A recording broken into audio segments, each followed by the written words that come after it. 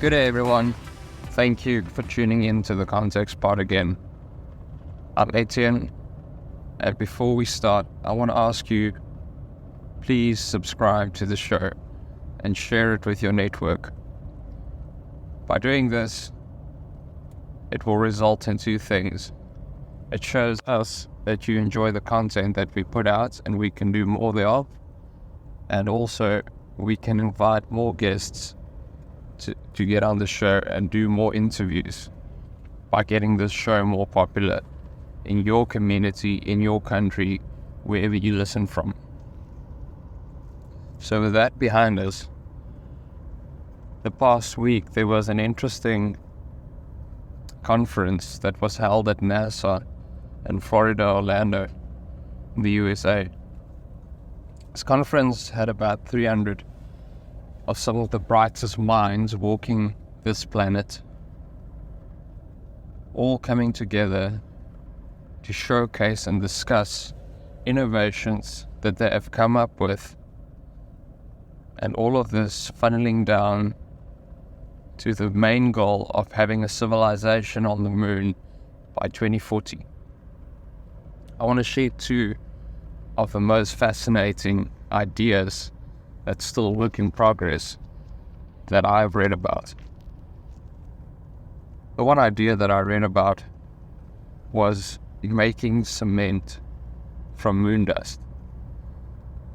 I haven't even thought of this. This is not something that passed my thought pattern, and I think it is brilliant. Think about it, you need to create everything on the moon. It is so expensive to take something from Earth to space. It is just not viable to take cement and building materials to the moon and then start building there. So what would need to happen is that you would need to actually make the materials with which you're going to build on the moon, make it on the moon. And this would most probably be something like composites, and also the cement from moon dust going into 3D printers and then print 3D buildings and infrastructure that's needed on the moon. And I thought this is just fantastic and so innovative. The second one I want to talk about is just something that shows you how far space the world we are in today is. And there was a guy, it's a private company. He worked at NASA, and then he broke away, started a few startups, all aimed at the whole race to civilization in space. And they landed the first private rover on the moon about 4 days ago. And they received these images at this NASA conference, which the rover sent to them at that specific moment. This just shows you that there's so much interest, not just from public sector, but from private sector, to get into outer space. And the race for this is so big, and there's so much money being thrown at this goal of getting a civilization on another planet than Earth. And the whole goal of this is to get a civilization on the moon by 2040, a fully sustainable civilization that can thrive there and live there, with the main goal of traveling further. So this would then be something where you can go from Earth to the moon, and then from there they can travel further into the universe, into the galaxy. And it was just something that it really, really blew my mind, of how these individuals went to think about the problems that they encountered. Secondly, I'm back on Earth, and I want to discuss an event I did participate in last year, and it's starting this year again in March. It's starting this Sunday, the 17th of March, and it is in the Western Cape. So for you that don't know, I am a mountain biker, and I enjoy the outdoors. And this event is just amazing. Most of the mountain biker community or the cycling community would say this is the Tour de France of the mountain biking world. This is a creme de la creme race that every mountain biker in the world want to participate in at least one time in their life. And this is the Absa Cape Epic mountain bike race being held in the Western Cape. This year's edition is 617 kilometers with 16,500 meters of elevation, and it's starting in the Sirius area and finishing in the Stellenbosch. So this would also be the first edition in a long time that does not finish on the Val de Vie estate in Paul. I thought of mentioning this because it's a passion of mine, and I think a lot of you listening are familiar with some sort of cycling, and this is definitely something you can look into if you're a mountain biker. This is a grueling race. It's warm days, it's long days. You're out there for long periods of time, but you see the nature as it is, and it is just magnificent. So going from there, I'm going to delve into the main area of the podcast today. And I thought this is something that ties in so well with the whole NASA conference that happened a week ago. And I went to look at a few things in the technology and futurism space that I want to mention to you and discuss with you that you might not have heard of. And these are some of the latest tech innovations currently that people are working on. And first one that I would like to discuss is effective computing. We're in the age of AI, and we all know the pace this is growing at, and the red flags that a lot of billionaires and influential people are flagging regarding this AI development and the pace that it developed at. This is something that worries them because of the abilities that this AI development and technology actually have. So effective computing. Let's see, what is it? I mean, effective computing, not effective, but effective computing. So this, from the first glance, to me, when I read it, it connected with emotion. When I looked into it further, it actually was about it. And it is connecting human emotion with AI. This is just astonishing. So what does it do? Well, this focuses on creating AI systems and algorithms that can recognize and interpret and respond with and to human emotions. So they're developing algorithms that would then look at and analyze your facial expression, your heart rate, your breathing patterns, your psychological signals, to understand the emotional state that you are in that space of time. This will change so much. Think of the possibilities of having this on a Zoom meeting, on a video call. You can instantly have more emotional connection with a person on the other side of the screen by integrating effective computing. Some examples of this are emotionally aware assistants. There's a virtual assistants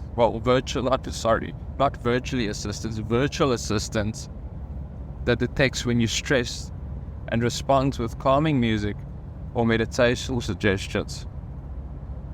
So whenever you are stressed, or your watch or fitness watch or fitness ring, wellness ring picks up that you are stressed, automatically it would make you suggestions to meditate and how to do so, or start playing you calming music to change the state of mind, to change the state of emotion that you are in, and to relax you again.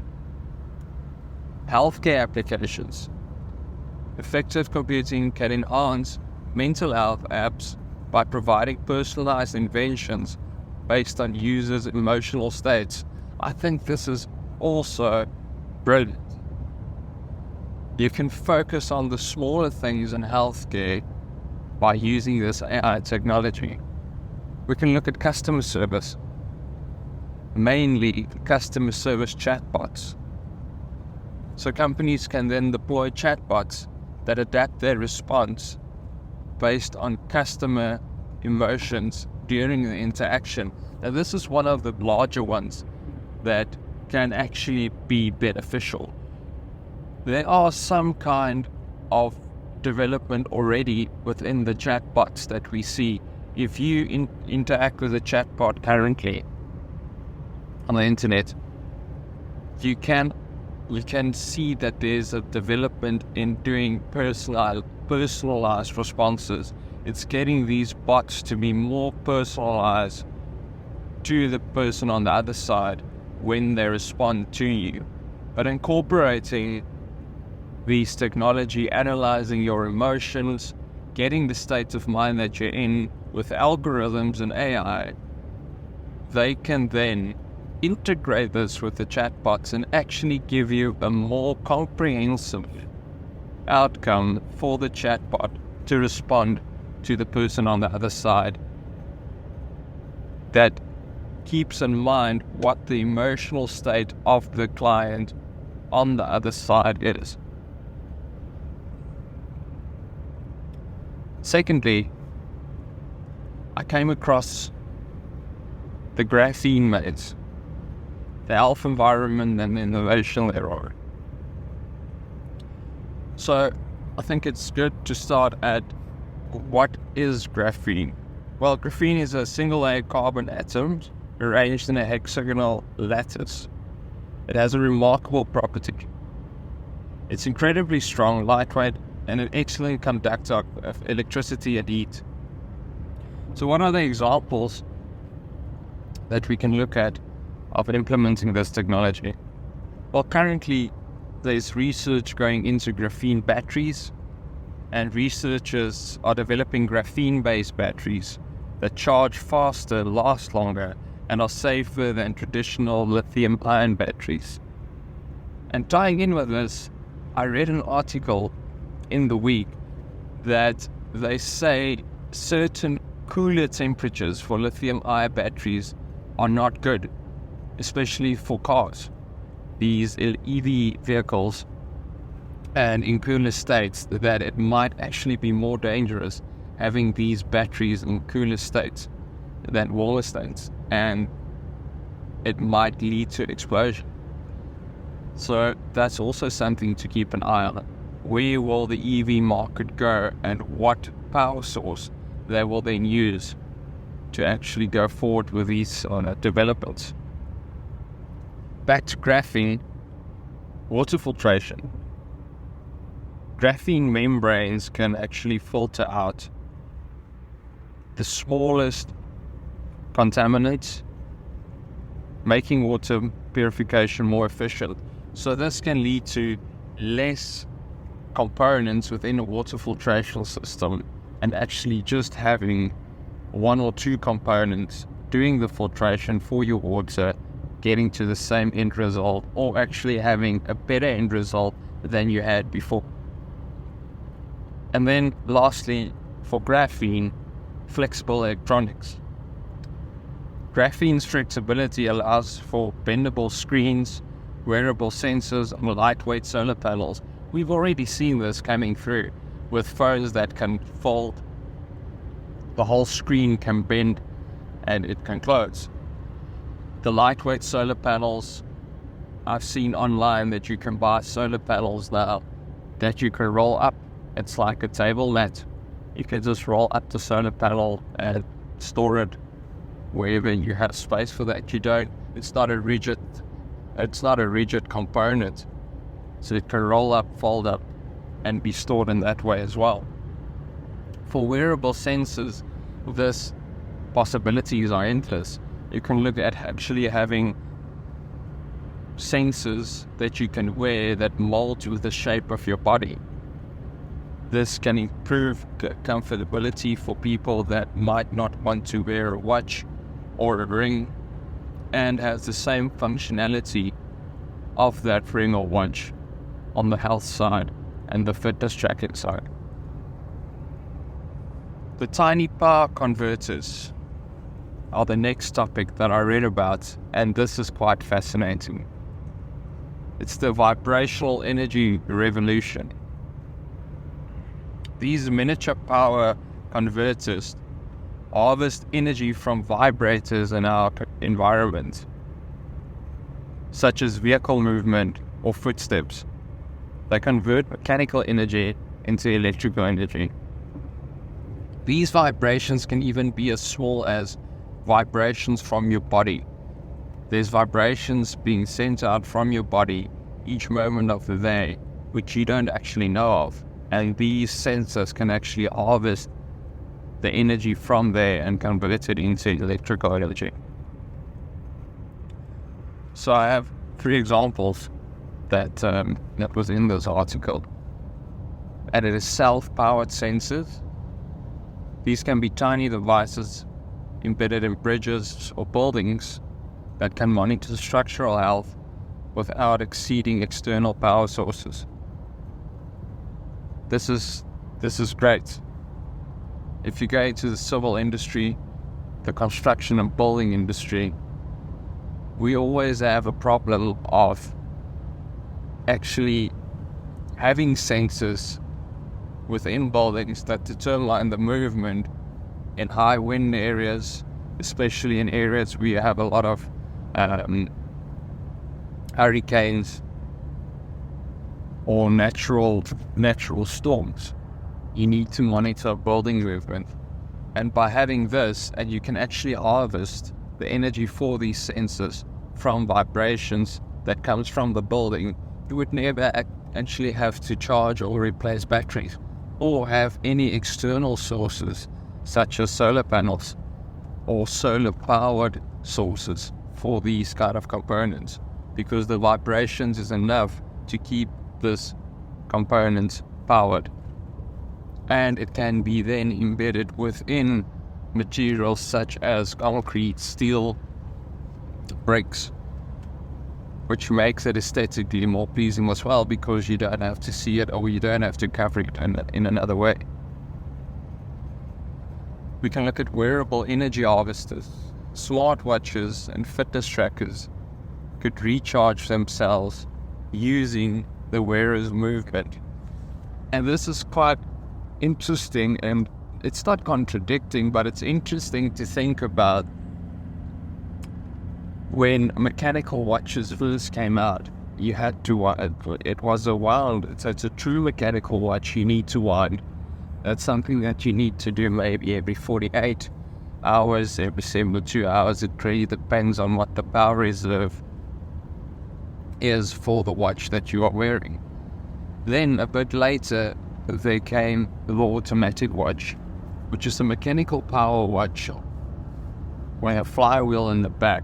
And by this, you can have this watch on. You start the watch by winding it at first, and then as long as it's on your wrist or within a watch case that moves, this will then be wound up. So you will always have a running watch anytime when this automatic watch is worn. And if you look at this wearable energy harvesters, this goes back to the same principle, is that when you wear this watch, you never have to charge it, because it will be recharged by the vibrations of your body and by the movement of your body. And then IoT, the Internet of Things. Energy scavengers can power low energy IoT devices without relying on batteries. So this just then makes the appliances and the IoT appliances much more reliable, in the sense that you don't have to have batteries replaced every month, 2 months, 3 months. I don't know how long some of the devices may last, might be even 2 years, 5 years. But you take out the component that needs to be replaced, and it gives the buyer of this product or the user of this product much more reliability. And then Caltech's PAVT, seeing deep blood flow without a single cut. Without a single cut. The explanation hereof is a photoacoustic visualization tomography. That is what PAVT is. It combines laser light and ultrasound to create high-resolution images of blood vessels deep within tissues. It's non-invasive and doesn't require contrast agents. This is a major breakthrough, especially for the medical industry.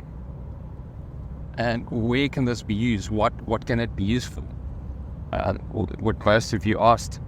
And then I can give you some examples of where this actually can be used. Early cancer detection. PAVT can visualize abnormal blood vessel growth associated with tumors. The big advantage of this is that it's non-invasive and you don't need contrast agents. So by not having those two, you can actually make this a cheaper way to detect illnesses, but also you can do it more effectively. Cardiovascular imaging. Doctors can assess blood flow and detect blockages without invasive procedures. Again, it's not invasive, and what are most people scared of is invasive surgery. That's what most people are scared of when thinking of going to the doctor, is I don't want surgery, I don't want invasive procedures being done on me. And then lastly, neurological studies. Researchers can study brain blood flow dynamics in real time.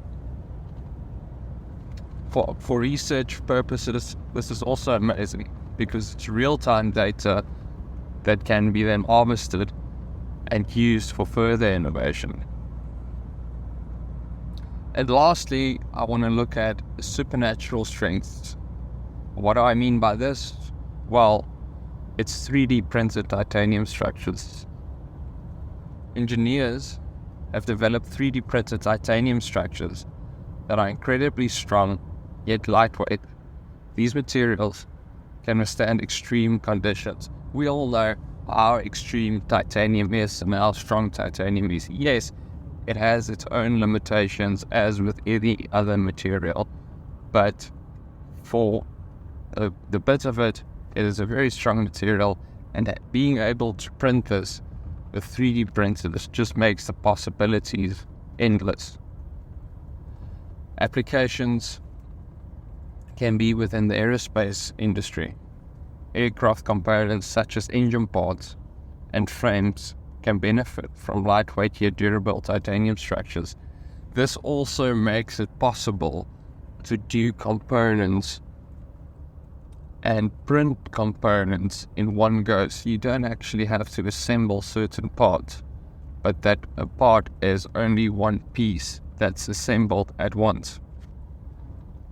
The automotive industry, 3D printed titanium can improve fuel efficiency by reducing vehicle weight. Well, I know we're all thinking that yes, this does not actually apply because we are looking at getting rid of cars that actually use fuel and gasoline. Well, I think this was true maybe a year ago, and that everyone wanted to move into the EV space and actually have an electric vehicle, but there are limitations in different countries, in different areas. But what I also heard is one of the large manufacturers that set themselves a goal to not produce any more petrol or diesel vehicles by 2030 retracted on their statement and said that is not going to be the case anymore. We're not only going to focus on EVs for after 2030 anymore. The market is too big, and they believe that the market and the buying power for petrol and diesel vehicles will still be large enough to actually produce for that market.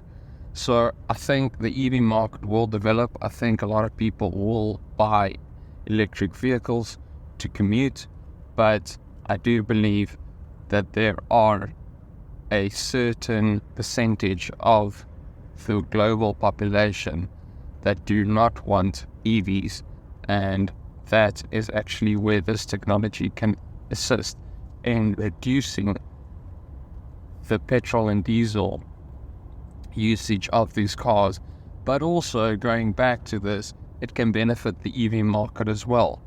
A lighter vehicle can then directly have an impact on the distance that the vehicle can travel, which is also beneficial for the electric vehicle market.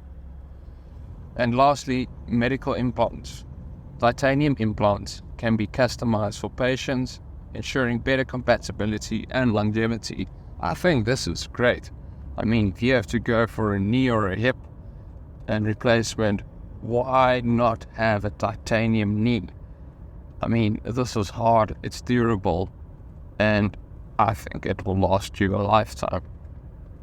Taking the material that it is and what it is out of.